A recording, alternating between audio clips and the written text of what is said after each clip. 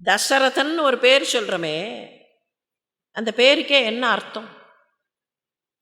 தசரதன். இங்கே ராமாயணத்தில் பெயர்கள் முக்கியம். சொல்லப்போனால் தனி நபர்களுக்கு பெயர்கள் முக்கியம் இல்லை.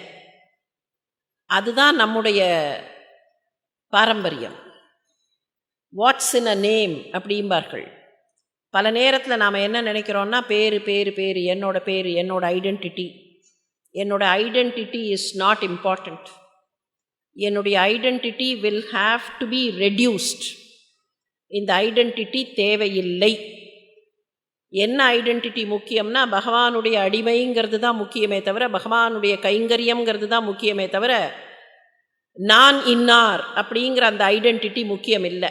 ஆனால் நம்முடைய கிரந்தங்களில் கொடுக்கப்பட்டிருக்கக்கூடிய சில பெயர்கள் நாம் புரிந்து கொள்ளுவதற்காக கொடுக்கப்பட்ட பெயர்கள். Those names become important. ராமாயணத்தில் இந்த பக்கத்தில் தசரதன், அந்த பக்கத்தில் தசக்ரீவன். ராவணனுக்கு தசக்ரீவன்னு தான் பேர். 10 கழுத்து கொண்டவன். அதனால் 10 கழுத்து கொண்டவன் அங்கே இருக்கான், இந்த பக்கத்தில் தசரதன் இருக்கான். தசரதன்னா என்ன அர்த்தம்? அர்த்தரதன், அதிரதன் அப்படின்னெல்லாம் போர்க்களத்தில் சொல்லுவார்கள். 10 ரதங்களை ஒரே சமயத்தில் கட்டுப்படுத்தக்கூடிய மகாவீரன். 10 ரதங்களை ஒருத்தன் கட்டுப்படுத்தினான்ங்கிறதெல்லாம் என்ன அர்த்தம்னா, 10 ரதங்கள் கொண்ட ஒரு குழுவை அவனால் கட்டுப்படுத்த முடியும் அப்படிங்கிறது. He will be the leader. நீங்கள் ஹைரார்கியல் சிஸ்டம் போட்டால் ஒரு 10 ரதம் அதுக்கு ஒரு தலைவர், அப்புறம் இன்னொரு 10 ரதம் அதுக்கு ஒரு தலைவர், இந்த 2 தலைவர்களுக்கு மேலே ஒரு தலைவர் அப்படின்னு அந்த ஏபிக்கல் சிஸ்டம் போகலாம். ஆனால் தசரத சக்கரவர்த்தியை அப்படி நினச்சி பார்க்க முடியல. காரணம் என்னன்னா, அவ்வளோ பெரிய சக்கரவர்த்தி was able to control a regiment of 10 chariotsனால் அதுவும் ஒத்துக்கிற மாதிரி இல்லை. 10 ரதங்களை மாத்திரமே கண்ட்ரோல் பண்ணக்கூடிய ஒரு சின்ன ரெஜிமெண்ட்டுக்கு தான் அவர் தலைவராக இருக்கக்கூடிய தகுதியானா. இவ்வளோ பெரிய சக்கரவர்த்தி, அந்த சக்கரவர்த்தி இந்த சின்ன லெவலில் அடக்க முடியல. அப்போ அந்த வார்த்தைக்கு வேறு ஏதோ அர்த்தம் இருக்குது. அந்த வார்த்தை is not indicative of plain chariots. அந்த ரதம்ங்கிறது எதுவாக இருக்க முடியும்? ஒவ்வொருத்தர்கிட்டையும் இருக்கக்கூடிய 10 ரதங்கள், ஒவ்வொரு ஜீவன்கிட்டையும் இருக்கக்கூடிய 10 இந்திரியங்கள் தான் அந்த 10 ரதங்கள். நம்முடைய இந்திரியங்களை நாம் கட்டுப்படுத்தினா தசரதன். 5 ஞானேந்திரியங்கள், 5 கர்மேந்திரியங்கள், இதில் 1 தடம் புரண்டா கூட வாழ்க்கை தடம் புரளும். இன்புட்டும் சரியாக இருக்கணும், அவுட்புட்டும் சரியாக இருக்கணும். ஞானேந்திரியங்கள் கொடுக்கக்கூடிய விஷயங்களை சரியாக ப்ராசஸ் பண்ணி கர்மேந்திரியங்கள் செயல்படணும். எக்கு தப்பாக செயல்பட்டால் ஆபத்து. அப்போ இந்த 10ஐயும் யார் கண்ட்ரோல் பண்ணி வைக்கக்கூடியவர்களோ, இவற்றை சேனலைஸ் பண்ணக்கூடியவர் யாரோ, அவர்கிட்ட தசரதன் மதலையாய் தாரணி வருதும். பகவான் சோஸ் த ஃபாதர். யாருடைய மகனாக பிறப்பதுங்கிறத அவர் தீர்மானம் பண்ணினார். அப்போது தெய்வமே வந்து அவதாரம் எடுக்க வேண்டும்னு சொன்னால் அதற்கான தகுதி தசரதன் கிட்ட இருந்தது, அதற்கான தகுதி கோசலை கிட்ட இருந்தது. அந்த தகுதியை பார்த்து தெய்வம் வந்து அவதாரம் செய்கிறது. அப்படின்னா என்ன அர்த்தம்? யாரால் இப்படி ஒரு கட்டுப்பாட்டில் இருக்க முடியுமோ, யாரால் தன்னுடைய 10 இந்திரியங்களையும் முறையாக செலுத்த முடியுமோ, அவர்களிடத்தில் எப்போதும் அந்த தெய்வம் வந்து குடியிருக்கும். சரி, எப்போ அந்த தெய்வம் அவரை விட்டு விலகுகிறது? 10 ரதங்களை கட்டுப்படுத்தக்கூடிய ஒருத்தர் விஸ்வாமித்திரர்கிட்டயே கொஞ்சம் தடம் புரள ஆரம்பிக்கிறார். இவன் மேலே நான் பிரீத்தி வைத்து விட்டேன், இவனை என்னால் பிரிய முடியாது, நான் கொடுக்க மாட்டேன் அப்படின்னு சொல்ல ஆரம்பிக்கும் போதே அங்கே உண்மை கொஞ்சம் கொஞ்சமாக தடம் புரள ஆரம்பிக்கிறது. அங்கே ஆரம்பிக்கிறது தான் அதுக்கப்புறம் ராமனை பிரிக்கிறது. தெய்வம் அந்த இடத்தை விட்டு நகர்ந்து விடும். சத்தியம் எங்கே இல்லையோ, தர்மம் எங்கே இல்லையோ, இல்லை தர்மத்தை காப்பாற்றலாமா வேண்டாமா அப்படிங்கிற ஒரு தடுமாற்றம் வருகிறதோ, எனக்கு என்னோட ஆசை முக்கியம், எனக்கு என்னுடைய உணர்வுகள் முக்கியம். அப்போ நான் தர்மத்தை கொஞ்சம் விட்டுட்டா பரவாயில்ல, சத்தியத்தை விட்டுட்டா பரவாயில்ல, அப்புறமா பார்த்துக்கலாம், நாளைக்கு பார்த்துக்கலாம் அப்படின்னு தோண ஆரம்பிச்சதுன்னா அந்த டிவினிட்டி மெல்ல மெல்ல மெல்ல மெல்ல அங்கேருந்து விலக ஆரம்பித்து விடும். அதை சொல்கிறதுக்காக வந்த கதை தான்.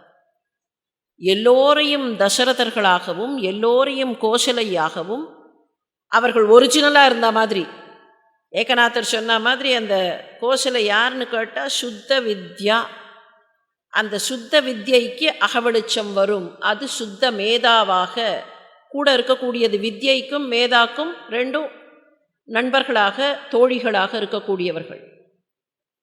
அந்த வித்யை குதர்க்கமாக மாறித்துனா மந்தரை மாதிரி சிக்கலை ஏற்படுத்தும். தனக்கு மாத்திரமில்லை, அடுத்தவர்களுக்கும் ஏற்படுத்தும். இதையெல்லாம் சொல்வதற்காக வந்த கதை தான். வெறுமனே ஏதோ ராமன் இங்கேருந்து போனான், அங்கே ஒருத்த மனைவியை வந்து தூக்கி கொண்டு போனான், அதற்காக அழுதான், சண்டை போட்டான், திரும்ப வந்தான், அது மாத்திரம் இல்லை. It is not the time line of the story that is important. இன்னும் சொல்லப்போனால் ராமநாமம் சொல்லுவதற்காகவே காத்து கொண்டிருந்தவர்கள் ராமாயணத்தில் ஏராளமானவர்கள். அதனால தான் கதை அப்படி வந்தது. என்னைக்கு ராமர் வருவார், ராமர் வருவார், ராமர் வருவார் என்று காத்து கொண்டிருந்தவர்கள், எப்படியாவது ராமர் வந்த பின்னால் எங்களுக்கு வாழ்க்கை கிடைக்கும் என்பதற்காக காத்து கொண்டிருந்தவர்கள். அகல்யையில் ஆரம்பிக்கும் அந்த லிஸ்ட்டு சுயம்பிரபை வரைக்கும் போகும். சுயம்பிரபை வரைக்கும் போகும். எதிரியாக இருந்தால் கூட அந்த எதிரியை ஏற்று எதிரியின் நல்ல பண்புகளையெல்லாம் ஏற்றுக்கொள்ளக்கூடிய ஒருவன் ராமன் என்பதாக அந்த கதை பக்குவப்படுவதற்கு காரணம், அந்த குணங்கள் ராமன் கிட்ட இருக்கிற குணங்கள் இல்லை, அந்த குணங்கள் எல்லோருக்கும் வரவேண்டிய குணங்கள். ராமன் விஸ்வாமித்திரர் பின்னால் போன போது தசரதனுடைய உயிரே போச்சான். வசிஷ்டர் வந்து சமாதானப்படுத்துகிறார். நீங்கள் ராமாயணத்தில் இன்னொரு வேடிக்கை பாருங்கள். மற்ற புராணங்கள்லாம் எப்போ பாரு இந்த வசிஷ்டரும் விஸ்வாமித்திரரும் சண்டை போட்டுட்டே இருப்பார்கள். ரெண்டு பேருக்கும் ஒத்தே வராது. ஏதோ ஒரு காரணத்தில் வசிஷ்டரே பொறுமையாக போனால் கூட விஸ்வாமித்திரர் பொறுமையாக போக மாட்டார்.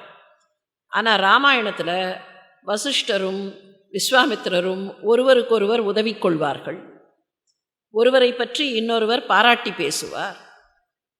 வேறு எந்த புராணத்துலையும் அதை பார்க்க முடியாது. மற்ற புராணங்கள்லாம் ரெண்டு பேருக்கும் எங்கேயோ சண்டை வந்துட்டே இருக்கும். ஆனால் ஏதோ ஒரு விதத்தில் வசிஷ்டரை விஸ்வாமித்திரர் உயர்த்துவார், விஸ்வாமித்திரரை வசிஷ்டர் உயர்த்துவார். அது ராமாயணத்தில் மாத்திரம்தான் சாத்தியம். அதனால தான் தன்னை சுற்றி இருக்கக்கூடிய எல்லோருக்கும் மேன்மையை தரக்கூடிய, அவர்களுக்கெல்லாம் கூட நன்மையை தரக்கூடிய ஒரு தன்மை ராமனுடைய தன்மைன்னு பாடினார் நம்மாழ்வார். நன்மைகளையெல்லாம் தர வேண்டும் அப்படிங்கிறதுக்காக வரக்கூடிய ராமன். இப்போ விஸ்வாமித்திரர் அழைச்சின்னு போயிட்டார். எதிரில் தாடகை வந்துட்டா. அது வரைக்கும் நடந்து போச்சு. தாடகை எதிரில் வந்த உடனே அவள் பெண்ணாயிற்றே என்கிற ஒரு தயக்கம் ராமனுக்கு வருகிறது. இல்லைப்பா, உருவம் பெண்ணு பார்க்காத, இவ எத்தனையோ பிரச்சனைகளை நமக்கு ஏற்படுத்துகிறாள், இவ யார் தெரியுமா அப்படின்னு அவ யாருன்னு வேற சொல்கிறார். அந்த தாடகை யார் அப்படிங்கிறத சொல்கிற மாதிரியே அந்த கதை வரும். இவ சாதாரணமானவள் இல்லை, இவ ராவணனுடைய இனத்தை சேர்ந்தவள், ராவணனுடைய குடும்பத்தை சேர்ந்தவள். ராவணனுக்கு இவள் கிட்டத்தட்ட சொந்தக்காரிப்பா, அதனால் இவளை நாம் அழிக்க வேண்டிய அவசியம் கண்டிப்பாக இருக்கிறது அப்படின்னே சொல்கிறார். அது மாத்திரமில்லை, இவளுடைய பிள்ளைகள் 2 பேர் வருகிறார்களே, இந்த பிள்ளைகளெல்லாம் சுந்தன் என்பவனுக்கு பிறந்த பிள்ளைகள். எனவே இந்த 2 பிள்ளைகளையும் கூட நீ அழிக்க வேண்டும் அப்படின்னு அந்த தாடகையினுடைய வரலாற்றை, தாடகை எப்படிப்பட்டவள் என்பதையெல்லாம் விஸ்வாமித்திரர் ராமனுக்கு அறிவுறுத்துகிறார். நாமும் கூட அதை தெரிஞ்சுக்கிறதுல தப்பு இல்லை. தாடகை ஒரு முனிவருடைய மகள். முனிவருடைய மகள் எப்படி இப்படி மாறிப்போனா அப்படின்னு நாம் நினைக்கலாம். அவளுடைய தந்தை ஒரு பெரிய யாகம் பண்ணினார். தனக்கு ஒரு மகள் வேண்டும் அப்படின்னு ஆசைப்பட்டார். சுகேதுன்னு பேர் அவருக்கு. பிள்ளைகள் இல்லைங்கிறதுனால பிரம்மாவை நோக்கி தபஸ் பண்ணினார். அந்த தபஸில் ஒரு மகள் பிறந்தால் போதும் அப்படின்னு கேட்டார். ஆனால் அவள் 1000 யானை பலம் பொருந்தியவளாக இருக்க வேண்டும் அப்படின்னு கேட்டார். பிரம்மா வந்தார், இவ்வளோ பெரிய தபஸ் நீ பண்ணியிருக்க, 1000 யானை பலம் பொருந்திய ஒரு பெண் உனக்கு கிடைப்பாள்னு சொல்லிட்டு போயிட்டார். ரொம்ப அழகான பெண்ணாக பிறந்தாள். தக்க பருவத்தில் அவளுக்கு திருமணம் செய்து வைத்தார் தந்தை. ஜம்பன் அப்படிங்கிறவருடைய மகனாக இருந்த சுந்தனுக்கு கல்யாணம் பண்ணி வைத்தார். சுகேதுவின் மகள் சுந்தனை மணந்தாள். சுந்தனுக்கு தாடகை வழியாக 2 பிள்ளைகள் பிறந்தார்கள். ஒருத்தனுக்கு கை ரொம்ப அழகாக இருக்கும், அவன் பராக்கிரமம் பொருந்தியவனாக இருக்க வேண்டும்ங்கிறதுனால அவனுக்கு சுபாகு அப்படின்னு பெயர் வைத்தார்கள். இன்னொருத்தன் மாரீச்சன். சரியாத்தான் இருந்தார்கள். ஒரு நாள் என்ன பண்ணான் இந்த சுந்தன், அகஸ்தியரோட ஆசிரமத்துக்குள்ள நுழைந்தான். நமக்கு எல்லாம் இருக்கிறது அப்படிங்கிற ஒரு எண்ணம் வந்த உடனே அகஸ்தியர் ஆசிரமத்தில் போய் அவருடைய ஆசிரமத்தில் பல பிரச்சனைகளை ஏற்படுத்தி அங்கே மரங்களை எல்லாம் பிடுங்கி எரிந்து அந்த ஆசிரமத்தை சின்னாபின்னப்படுத்தினான். அகஸ்தியர் அப்படி வந்தார் குட்டில விட்டு வெளியில்.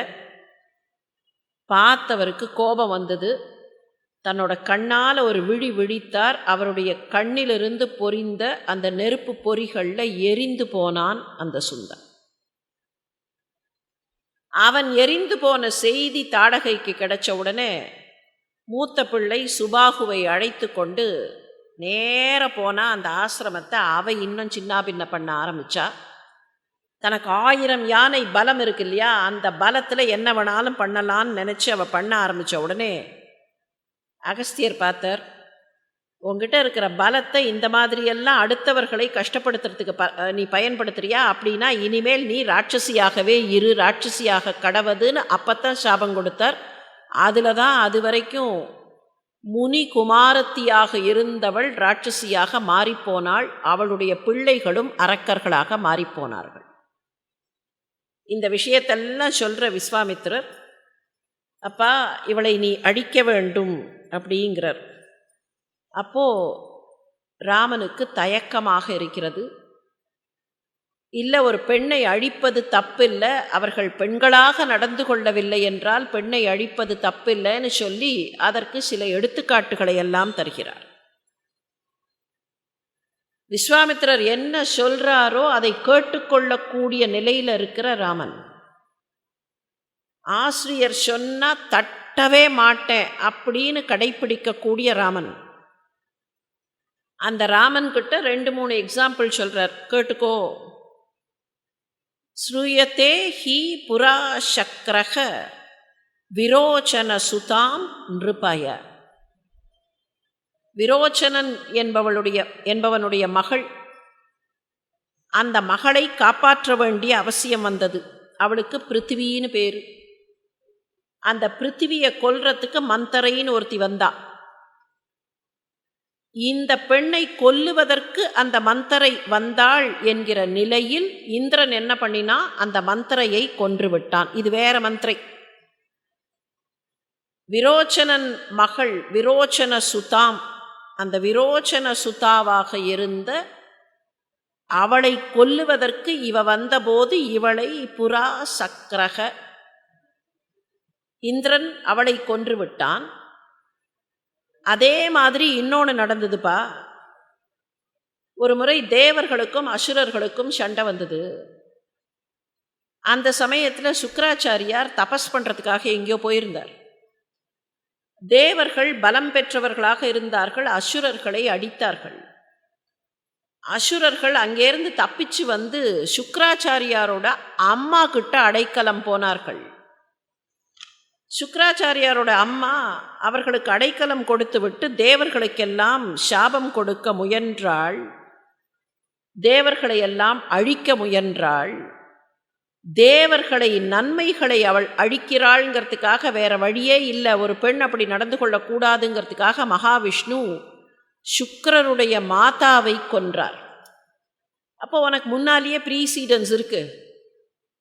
அவர்கள் தர்மத்தின் பக்கம் நின்றால் அந்த பெண்களை எதுவும் செய்யக்கூடாது. ஆனால் அதர்மத்தின் பக்கம் இருக்கக்கூடிய பெண்களை பெண்களாக இருந்தாலும் அழித்தால் பரவாயில்லை. எப்படி சுக்கிரமாதாவை மகாவிஷ்ணு அழித்தாரோ, எப்படி மந்தரையை புரஞ்சயனாக இருக்கக்கூடிய தேவேந்திரன் அழித்தானோ, இவ்வளவெல்லாம் என்னப்பா, இன்னொன்று தெரிஞ்சுக்கோ, பிருகுபத்னி, அந்த பிருகுபத்னியாக இருக்கக்கூடியவளை அழிக்க வேண்டிய நிலைமை யாருக்கு வந்தது? பிருகுராமனுக்கே வந்தது. தன்னுடைய தந்தை சொன்னபோது தன்னுடைய தாயை கொல்லுவதற்கு பிருகுராமனாக இருக்கிற பரசுராமன். இந்த இடத்துல பிருகுபத்னின்னு ஏன் வருதுன்னா, பிருகு வம்சம், அதனால் ஜமதக்னிக்கும் பிருகுங்கிற பெயர் ஆகி வரும். அதனால் அந்த மாதிரி ஒரு பெண் தவறு செய்த போதோ அல்லது வேறு ஏதோ காரணத்தால் அப்பா சொன்னாருங்கிறதுக்காக அந்த மகன் அப்பா சொன்னதை அப்படியே கடைப்பிடித்தார். அதனால் தப்பு இல்லை. இப்போ நான் உனக்கு சொல்கிறேன், இவளை நீ அழிக்க வேண்டும். இவ்வளவு விஸ்வாமித்திரர் சொன்னதுக்கப்புறம் எதிரில் தாடகை வரா, கல்லெல்லாம் தூக்கி வீசி எறியறா. கல்லை எடுத்து வீசுறா. கல்லுனா அவளுக்கு கல், அவளுக்கு கல், அது இவர்களுக்கு கல் இல்லை, மலை. அப்படி மலையை மொத்தமாக பெயர்த்து ஒரு கல் மாதிரி தூக்கி போட்டான். அவன் எங்கேயோ இருக்கா, 5 அடியில் ராமனும் லக்ஷ்மணனும். அப்போ 2 பேரும் சகோதரர்கள் பேசிக்கொள்கிறார்கள். அண்ணா, இவளை கொல்ல சொல்லி குரு சொல்லியிருக்காரே. அப்போ ராமனுடைய ஒரு வாக்கு வருகிறது, நான் என்ன பண்ணுறேன், இவளுடைய வீரியத்தை, சஞ்சரிக்கக்கூடிய இவளுடைய தன்மையை நான் அழிச்சிடுறேன். லக்ஷ்மணா, இவளை நான் மொத்தமாக அழிக்கவில்லை. ஏனாம் ஹந்தும் ந உத்சகே, இவளை நான் மொத்தமாக கொல்ல போகிறதில்லை. இவளை நான் மொத்தமாக கொல்லலை. என்னதான் இருந்தாலும், குற்றவாளியாக இருந்தாலும் அவர்களுக்கு ஏதாவது ஒரு காரணம், ஒரு சான்ஸ் கொடுக்கணும்பா. இவர்களை எந்த விதத்திலாவது ஒரு சான்ஸ் கொடுத்து இந்த அரக்கர்களை காப்பாற்ற முடியுமான்னு பார்க்கலாம். அதனால் இவளை நான் மொத்தமாக அழிக்க போகிறதில்லை. ஏனாம் ஹந்தும் ந உத்சகே, என்ன பண்ண போகிறேன் தெரியுமா? வீரியம் கத்தும் சாப்பி ஹனிஷ்யாம் இதி, நான் என்ன செய்ய போகிறேன், இவளுடைய வீரத்தையும் பல இடங்களுக்கு போகக்கூடிய இவளுடைய தன்மையையும், கதிம், இவன் நினைச்சா எந்த இடத்துக்கு வேணாலும் போக முடியும், அப்படி போகக்கூடிய அந்த தன்மையையும் இவளுடைய வீரத்தையும் மாத்திரம் நான் குறைத்து விடுகிறேன். அதை குறைத்து விட்டால் இவள் எங்கேயாவது போய்விடுவாள். இவளால் அடுத்தவர்களுக்கு துன்பம் தர முடியாது. ஒருவேளை அதுவும் சரியாக வரவில்லை என்றால், அது சொல்லும் போதே லிஸ்ட் போடுறார், இவளுடைய வீரத்தை அழிக்கிறேன், இவளுடைய சஞ்சரிக்கக்கூடிய திறமையை அழிக்கிறேன். அது 2ம் கட்டாயிடுத்துனா இவ என்ன பண்ணுவா, இவளால் எல்லா இடத்துக்கும் போக முடியாது.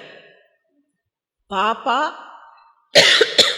துஷ்டச்சாரிணி யக்ஞ விக்னகரி ஏகா யக்ஷி கிருணயா அலம். இவளை நான் என்ன பண்ணுவேன்னா, இவளை நான் I will paralyse her, இனவே I will paralyse her. அவளுடைய அந்த வீரியத்தை குறைத்து அவள் எல்லா இடத்திற்கும் போகக்கூடிய, ஏன்னா அவன் நினைச்சா எங்கே வேணாலும் போகிறான். யஜ்ஞத்தை எப்படி அழிக்கிறான்னு கேட்டால், எங்கே வேணாலும் போய் அந்த யஜ்ஞத்தை உடனடியாக அழிக்கிறாள்னா it is because of her mobility. அந்த மொபிலிட்டியை கண்ட்ரோல் பண்ணலாம். அதே மாதிரி அவளுடைய வீரம், அவள் என்ன வேணாலும் தூக்கி போட முடியும் அப்படிங்கிறத கண்ட்ரோல் பண்ணிடலாம். அதை கண்ட்ரோல் பண்ணிட்டா கண்டிப்பாக இவளால் போய் யஜ்ஞங்களை விக்னம் செய்ய முடியாது. அப்படியே தெளிவாக சொல்கிறார், பாப்பா துஷ்டச்சாரிணி யக்ஞ விக்னகரி ஏஷா யக்ஷி கிருணயா அலம். இவள் எல்லா இடத்திலேயும் போய் எல்லாருக்கும் துன்பம் தர முடியாது. அதை நான் எப்படியாவது தடுத்து விடுகிறேன். இதுதான் ராமனுடைய முதல் திட்டம். இந்த திட்டத்தில் தான் முதல்ல என்ன செய்கிறார்னா அவளுடைய கைகளை வெட்டுகிறார். வால்மீகி ராமாயணம் காட்டக்கூடிய அந்த காட்சியில் அவளுடைய கைகளை வெட்டுகிறார். கையை வெட்டிட்டா அவ கொஞ்சம் அப்படியே கண்ட்ரோல் ஆவா அப்படின்னு நினச்சி கைகளை வெட்டுகிறார். அவள் கண்ட்ரோல் ஆகலை. அதுக்கப்புறம் மெல்ல அவளுக்கு ஏதாவது ஒரு விதத்தில் அவளை தடைப்படுத்த வேண்டும்ங்கிறதுக்காக சில அஸ்திரங்களை அவள் மீது பிரயோகம் செய்கிறார். அப்பவும் அவள் கண்ட்ரோல் ஆகலை. அவளுடைய ஆங்காரம் இன்னும் அதிகப்படுகிறது.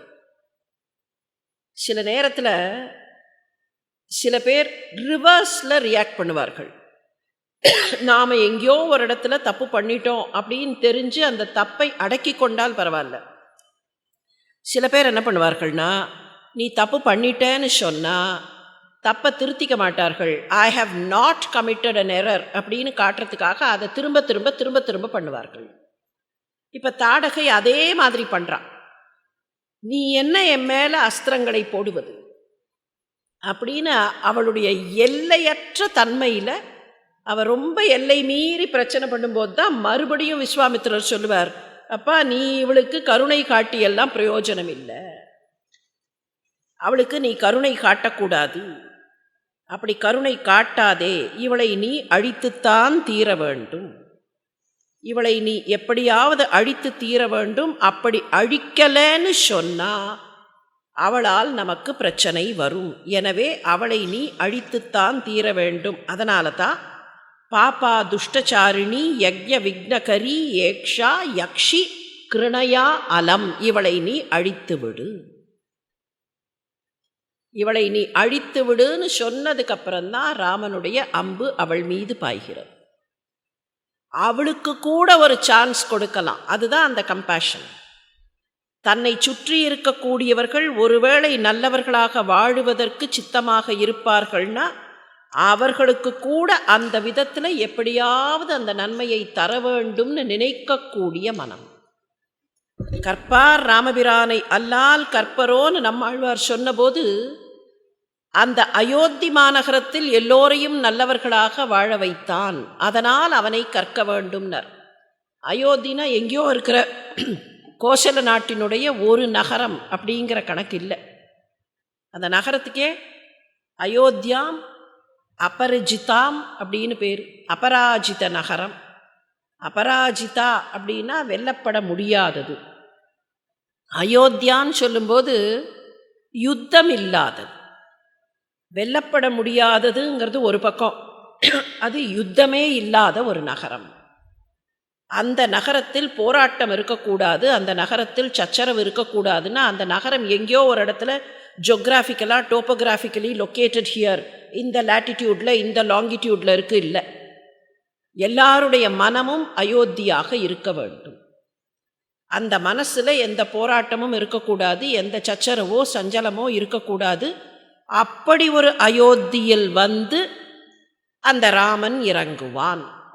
அதுக்காகத்தான் ராமன் நினைக்கிற மாதிரி ஒரு சிந்தனை வரும். சீதை உப்பரிகையிலேருந்து பார்த்துருவா. அவ சீதைன்னு ராமனுக்கு தெரியாது. அவளுக்கும் கீழே நடந்து போகிறது ராமன்னு தெரியாது. ரெண்டு பேரும் ஒருவரை ஒருவர் பார்ப்பார்கள். கண நேரம் தான் இருக்கணும். ஏன்னா விஸ்வாமித்திரருக்கு தெரியல. விஸ்வாமித்திரருக்கு பின்னால் நடந்து வர ராமன் சீதையை பார்த்த விஷயம் விஸ்வாமித்திரருக்கு தெரியல. எப்படி தெரியறதுன்னா, ரொம்ப நாள் கழிச்சு இதெல்லாம் நடந்து சிவதனுசெல்லாம் முறிச்சு அதெல்லாம் நடந்து அதுக்கப்புறம் கல்யாணம் நிச்சயம் ஆகும்போது ஒரு 2-3 நாள் ஆகிடும் இல்லையா. அந்த டயத்தில் விஸ்வாமித்திரர் சொல்லுவார், இவ்வளவு அழகா சீதை, ஓ சீதை இவ்வளவு அழகா, இவ்வளவு அழகு சீதைன்னு முதல்லையே சொல்லியிருந்தா ஒரு வில்லையா முறிச்சிருப்பான், இவன் 7 வில்லை முறிச்சிருக்க மாட்டானா. யார்? தன்னுடைய சிஷ்யனை பார்த்து. நச்சுடை வடிக்கண் மலர் நங்கை இவள் என்றால் இச்சிலை கிடக்க மலை ஏழையும், வில்லில்ல மலை ஏழையே இவன் முறிச்சிருப்பான். அப்போ விஸ்வாமித்திரர் பார்க்கல, சீதையை அந்த அழகை பார்த்துருந்தாருன்னா அதே பொண்ணு தானேன்னு சொல்லியிருப்பார். பின்னால் வந்த லக்ஷ்மணனும் பார்க்கல. சில கணங்கள் இவர்கள் 2 பேரும் பார்த்தார்கள். ராமன் நடந்து போயாச்சு. இவ உப்பரிகை மேலே நிற்கிறா, அவளும் உள்ளே போயிட்டா.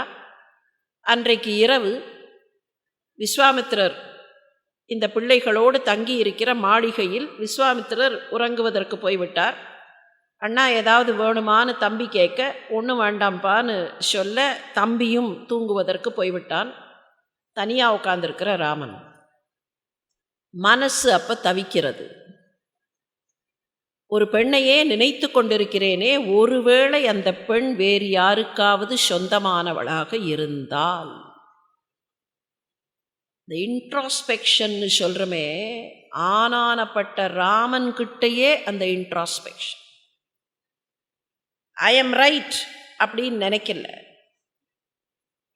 ஒருவேளை அவள் வேறு யாருக்காவது சொந்தமானவளாக இருந்தால் தப்பில்லையா, நான் அவளையே நினைக்கிறது தப்பில்லையா அப்படின்னு மனசு கேட்கிறது. அப்படி கேட்டு கொஞ்ச நேரத்தில் அந்த மனசே பதில் சொல்கிறது, இல்லை, இருக்காது, அவ வேறு யாருடைய சொந்தமோ இல்லை. என்ன காரணம்னா, என் மனசு இதுவரைக்கும் தப்பு பண்ணினது இல்லை. அந்த மாரல் ஸ்ட்ரெங்க், மாரல் கான்ஃபிடன்ஸ், என் மனசு இதுவரைக்கும் தப்பு பண்ணதில்லை. ஏகும் நல்வழி அல்வழி என் மனம், நல்ல வழியில் மாத்திரம் போகுமே தவிர என் மனசு தப்பு வழியில் போகாது. இதற்காகிய காரணம் பாகுபோல் மொழி பைந்தொடி கன்னியே ஆகும், வேறு இதற்கு ஐயுறவு இல்லையே. என் மனசு அவ பின்னால் போகிறதுன்னு சொன்னால், இதுவரைக்கும் தப்பு பண்ணாத மனசு அவ பின்னால் போகிறதுன்னு சொன்னால் அவள் கன்னியாகத்தான் இருக்க வேண்டும்.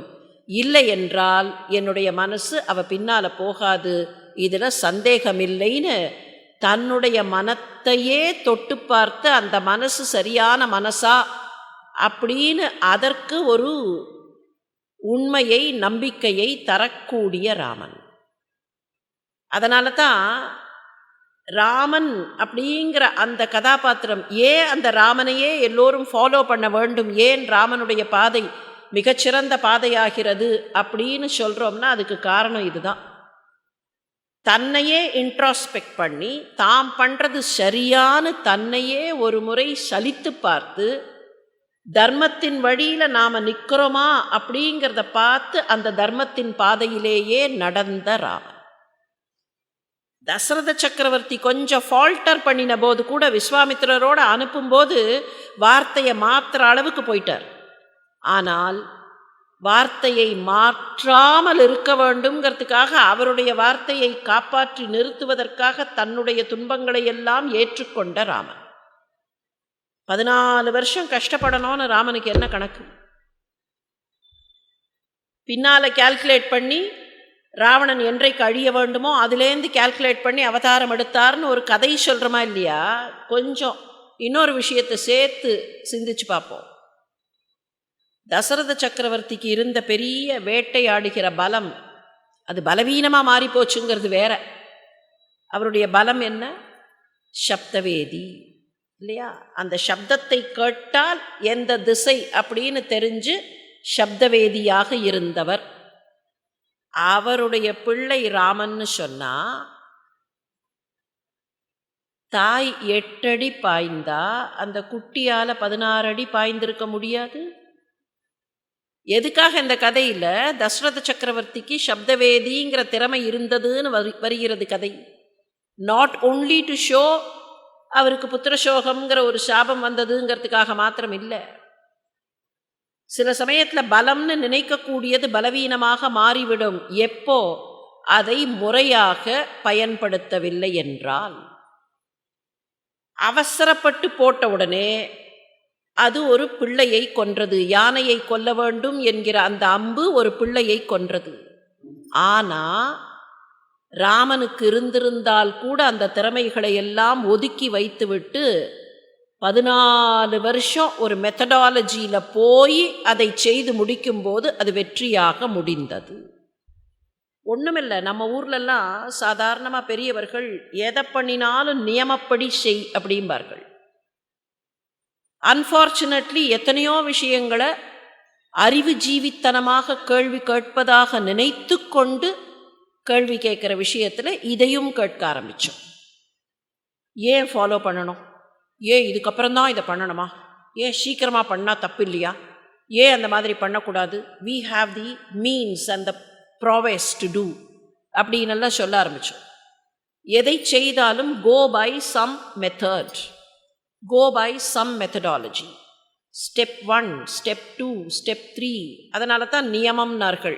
யமா நியமான்னு அஷ்டாங்க யோகம் சொல்கிறதுக்கும் காரணம் அதுதான். எதை செய்தாலும் முறைப்படி செய்ய வேண்டும். Don't skip the procedure.